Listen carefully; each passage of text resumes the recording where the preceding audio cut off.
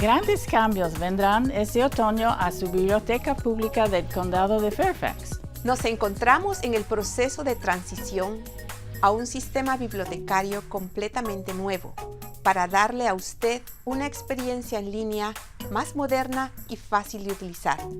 Por ejemplo, la búsqueda será más inteligente e intuitiva como Google. Los libros y audiolibros digitales estarán integrados en los resultados de búsqueda y podrá descargarlos directamente desde el catálogo.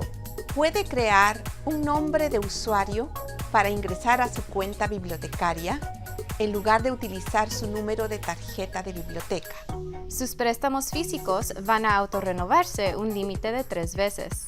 Puede optar a recibir notificaciones de la biblioteca vía texto o vía correo electrónico. Nos emociona el poder brindarle nuevas funciones y mayor flexibilidad para su experiencia en línea. Este también ha sido un gran cambio para nosotros y le ofrecemos disculpas por los restos digitales generados durante la migración de sistemas. Algunos servicios no estarán disponibles durante los días y semanas previo al cambio, incluyendo la reserva y descarga de materiales devueltos, ajuste de multas y modificaciones a la cuenta. Pero no se preocupe, no acumulará multas durante este periodo. También se extenderá la fecha de caducidad de materiales.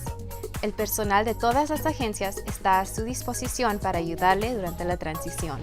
Gracias por su paciencia. Este otoño la Biblioteca Pública del Condado de Fairfax está ansiosa de poder brindarle una experiencia más inteligente, rápida y más moderna.